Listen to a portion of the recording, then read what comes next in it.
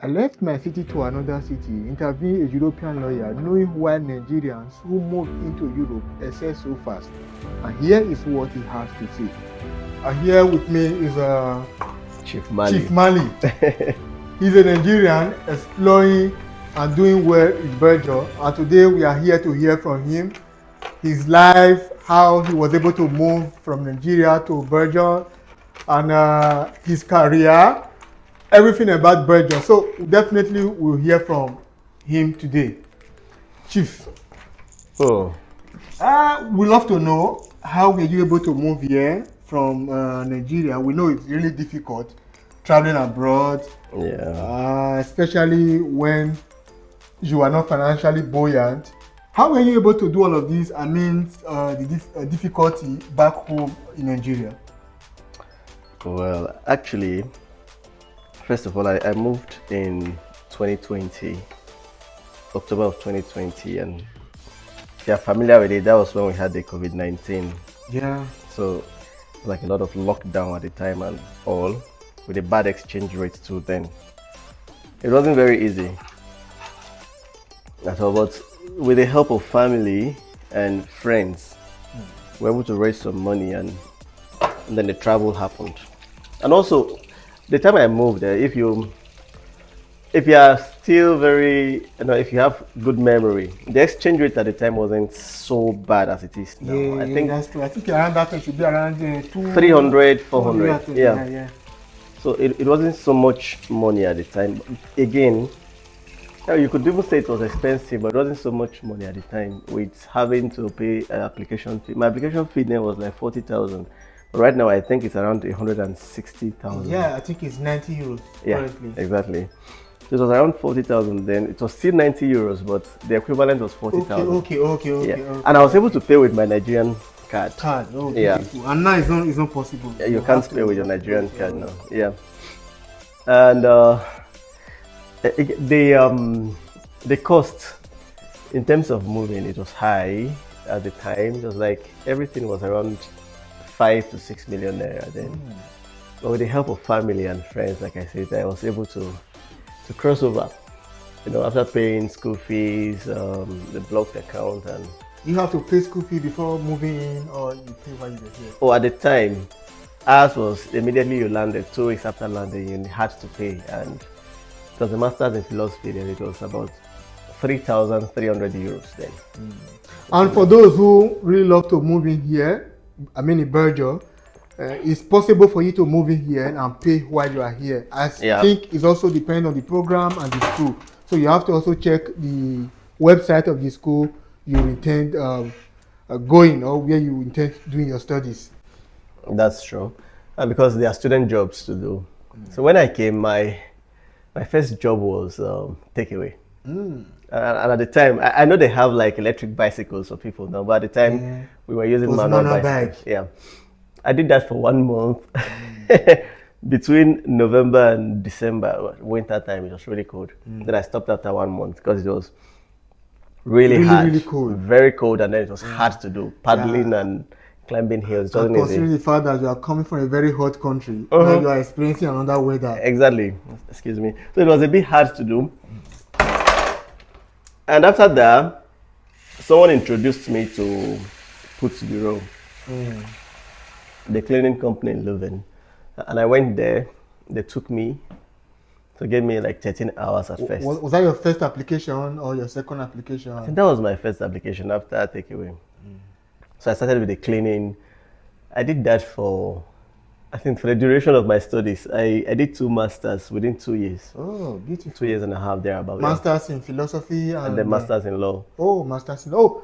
Sorry, I think I should say this. He is also a lawyer. I should have included this in the intro. He is also a lawyer too. So yeah, during the studies I was doing that cleaning, met a lot of wonderful people, some of whom helped me in my second year, because you would have to renew your residence permit every year. Yeah. And it's not always very easy to do this renewal. It costs a lot of money. Yeah. So some of the white people I was cleaning for contributed funds to support me in renewing my residence. Beautiful. Yeah, it was hard. It was difficult because you'd have clients who are so picky. They want you to do everything, and Yeah. you know, but you also meet some very nice people who are willing to support you and encourage you to grow. But in the end, it was a rewarding experience as well because I think the salary of a cleaner here, it could even be comparable to that of a bank manager in Nigeria. Yeah, You that's know, true. That's true. But as at honestly. then, what was the minimum wage? It was 11 euros at the time.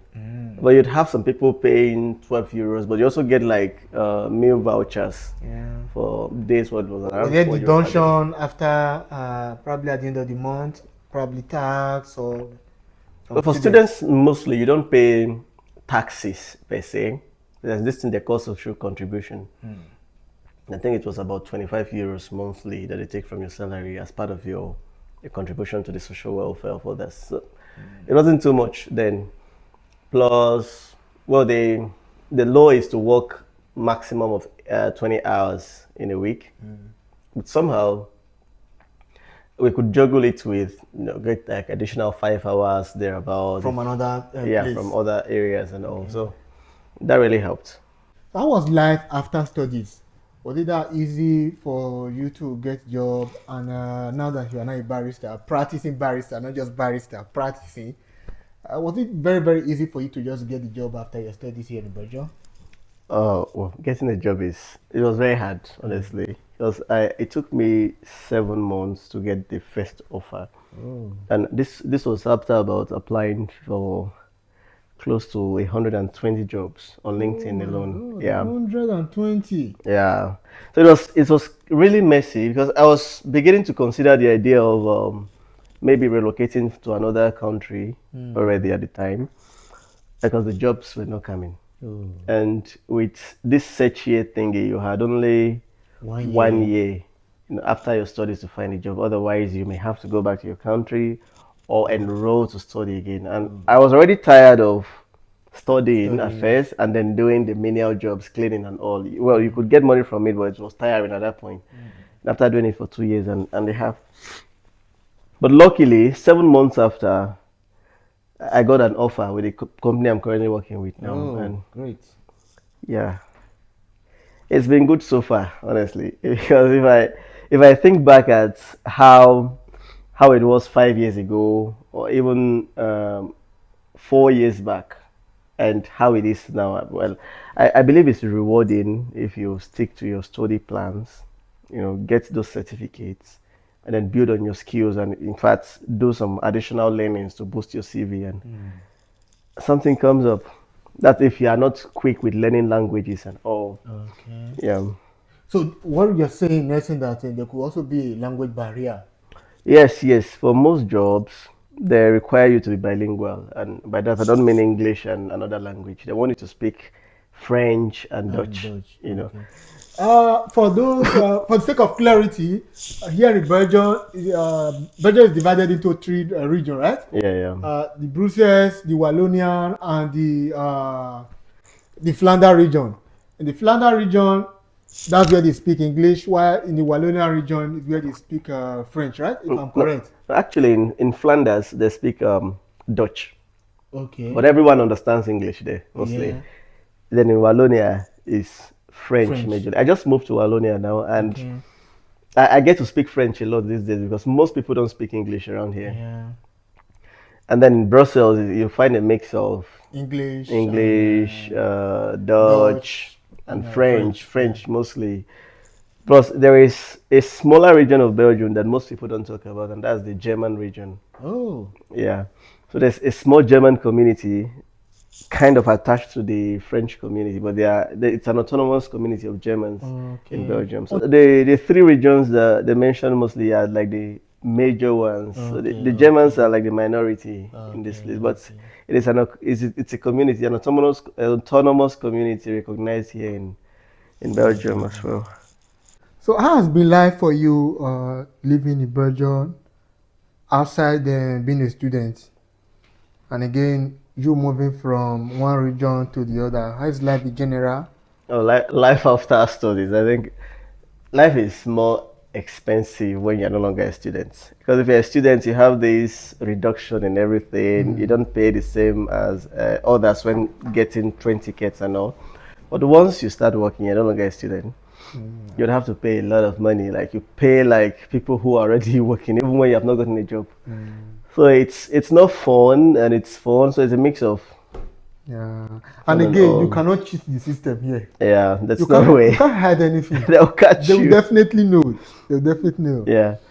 And then moving from Flanders to Wallonia, what I discovered is Flanders is more expensive than Wallonia. So the cost of housing in Flanders is quite expensive compared to this place.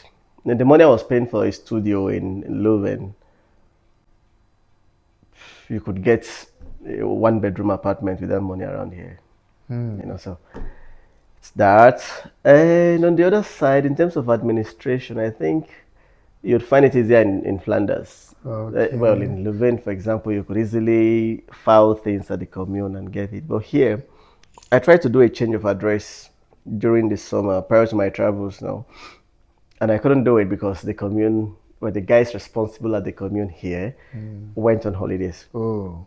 And that took like a whole month and a Lot of half time. before I finally did it. So, well, there are ups and downs, and both of the places have their own advantages and disadvantages. Yeah.